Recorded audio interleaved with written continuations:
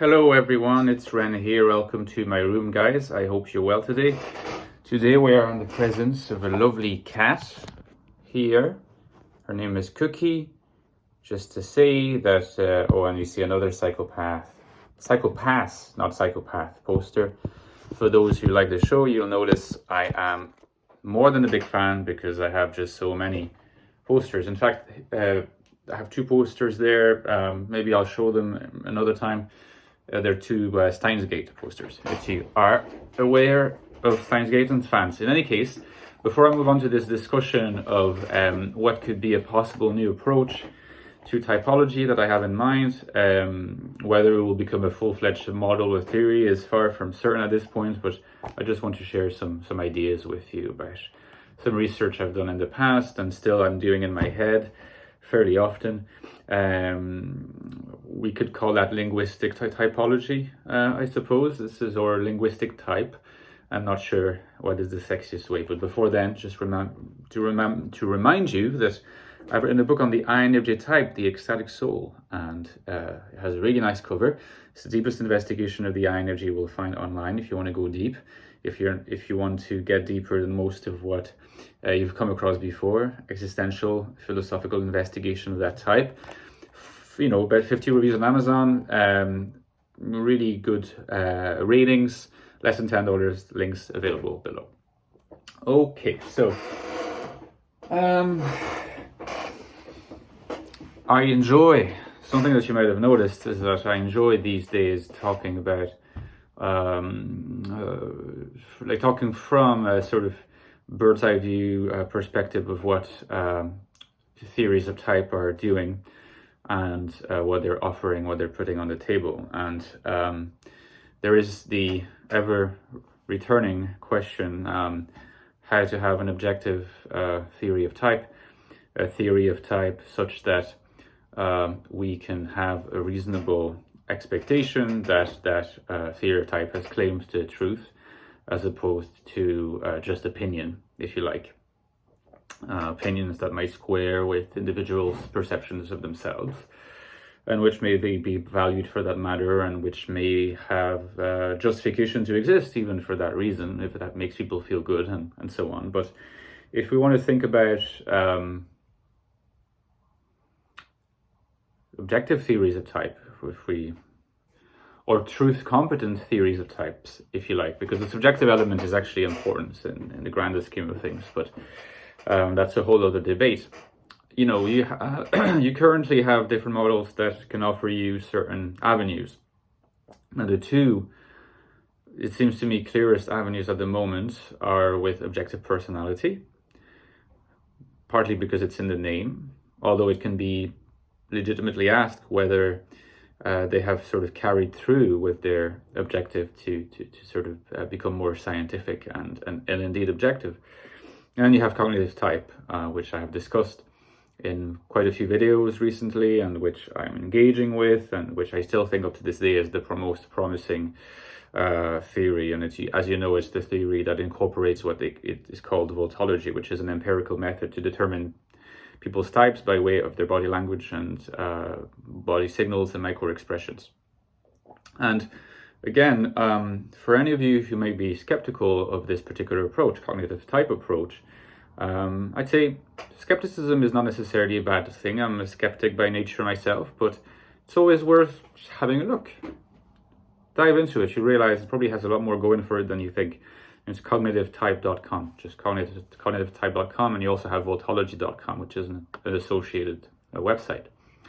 Now, as regards my particular approach, it's an approach that I'm toying with. I'm because I enjoy theorizing about things, and I enjoy thinking about how we can achieve a somewhat world-reaching theory that addresses more than just our self-perceptions and our subjective experiences of what we are.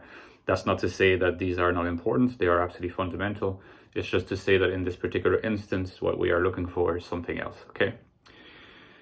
So now, what is linguistic typology? And linguistic typology is an idea and perhaps we could call it like a pre-theory or pre-theory, in the sense that I have not articulated it in a full-fledged document or even in my head completely, and far from it. In fact, maybe last year, I think it was last year, I started working on a document called Functional Typology, which attempts to lay out what linguistic typology is. I moved from functional typology to linguistic typology. It's just a name, and I might change again. Maybe linguistic type is better. Maybe there's something else. Maybe people are not going to like the whole linguistic sort of name. I'll have to sort of remain faithful to what linguistic typology is, but and language plays an essential role in it. So it seems to me that maybe the term linguistic typology is suitable, although there are assumptions built into this pre-theory that go beyond linguistics or language, philosophy of language. I have to say that this particular approach also reveals some of my philosophical inclinations in the philosophy of language, following my engagements over the years with such thinkers as Wittgenstein, Sellers, Richard Rorty, Donald Davidson, and others. And so, what is this idea about linguistic typology, and what does it offer that's different from other theories, at least in potential? Again, it doesn't really, it's not really present with us yet, but I'm going to make a series of videos on this, I think, and sharing this with you could also be a way for me to use you as a soundboard as to whether you think that this is worth pursuing, because I'm a busy person. I have a full-time job. I write fiction. I write stuff on the INFJ. So it's a lot of work, so yeah. But it's interesting stuff. So lots of rambling today, as you might notice, but deal with it. Or don't, it's up to you. So linguistic typology. Okay, so one of the premises of linguistic typology would be something like this. Just in the way that cognitive type claims to have an empirical method of assessing type through measurement, so to speak, observation and measurement of body language in its broadest sense. Well, linguistic type claims to have another method that also gives empirical access to people's types, but not through body language. Although it doesn't necessarily claim that that body language, the body language approach is a bad one. In fact, I think there's potential connections between the two approaches. It may well turn out, in fact, it's an exciting avenue of research once linguistic typology has been specified further, whether the both theories would predict the same types for people. That would be certainly very encouraging for further research and for possible unification of scientific typology in the future. So instead of having the voltology analysis of body language as the empirical way into assessing type, it has the analysis of statements, analysis of propositional statements. So what it boils down to really is, in the broadest possible sense, an analysis of how people speak. So one of the reasons why cognitive type's approach to voltology is very appealing is that it seems to avoid bias. That's one of the problems. It's the curse of a lot of models, is to do that. If you rely on self-descriptions and self-assessments, you don't eliminate bias at all. You incorporate it. Whereas body language is something that we have very little control over. Microexpressions are some things that we have very little control over. So there is the reach into the objective is achieved through this. But in the same way, we don't really control how we speak. We don't really control how we structure our sentences. We control maybe our tone. We control some of the words we like using, some of the words we don't like using, whether we like to speak in a familiar sense, whether we like to speak in a more formal sense. So there are elements of our language that we can control and that we can modify to a certain extent. But when you think about it, if you count the number of sentences that you say across the day, the number of things you say, the number of words you use, and how you structure your sentences, what kind of statements do you make, how do you formulate your intentions, how do you formulate your judgments, how do you formulate your matters of fact, how do you formulate your opinions, your observations. I mean, you don't necessarily think about the deep structure of those statements. And there's probably a sense in which you think that that structure is basically shared by everybody in your linguistic community. In other words, say the English-speaking linguistic community, quite a vast community, the vast majority of my audience, or all my audience, because linguistic speakers of English who are not native speakers also should be incorporated here. You might think, well, basically that deep structure is shared. It's basically the English structure, okay? And what linguistic typology would claim is that, well, either of two things. Either it would claim that that's not the case, that yes, there is obviously a shared structure, but that within that shared structure, there are substructures that can roughly map onto the 8 cognitive functions, okay? Or it can say something more like, yes, there is a deep structure, and that deep structure is composed of substructures that are also accessible to everyone, and everyone uses them because they don't have a choice. But the proclivity that people have toward using particular kinds of structures as opposed to other ones reveals cognitive function preference. And therefore, once you are able to map the various cognitive function preferences through analysis of language and linguistic propositions, that is statements, well, you're able to get to type. You're able to get to the person's dominant function.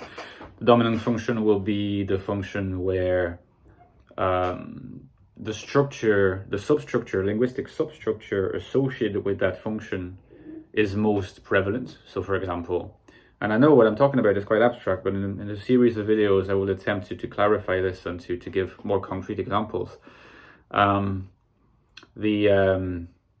Say, imagine that we managed to specify the linguistic substructure associated with statements of extroverted perception. I'm not going to give you an example right now, but let's assume that we have specified it and that it seems roughly right. Well, then, if you encounter someone and when they speak, it's easier in writing because you have more time to analyze. You see a lot of those structures. Well, that says that the person is an extrovert, intuitive, dominant, right?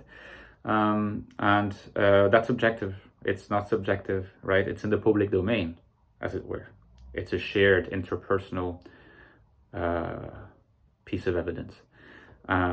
Equally, they could display to lesser extents maybe introverted thinking substructures, linguistic substructures, in which case we might say, okay, maybe that's evidence towards NETI, ENTP, from which we might be able to search whether we also see evidence of FE structures.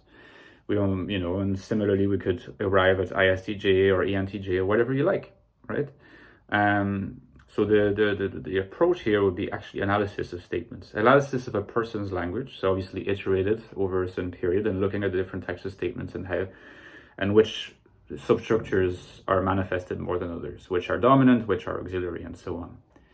So that's for the rough idea of what linguistic typology would attempt to do. There's a lot of different aspects and underlying theoretical assumptions built into it that I will have to explore in future videos, but I just wanted to give you a taste of what it would be like in the broadest possible sense in terms of its particular method. Method is not, if you like, the method is not bodily behavior or micro behavior, but linguistic behavior. I'm not sure yet if I could claim that it has advantages over the cognitive type approach to voltology. Never mind the fact that voltology and cognitive type in general are immensely more advanced in their theoretical development. But one advantage that I could think of is that analysis of voltological type faces a number of such obstructions.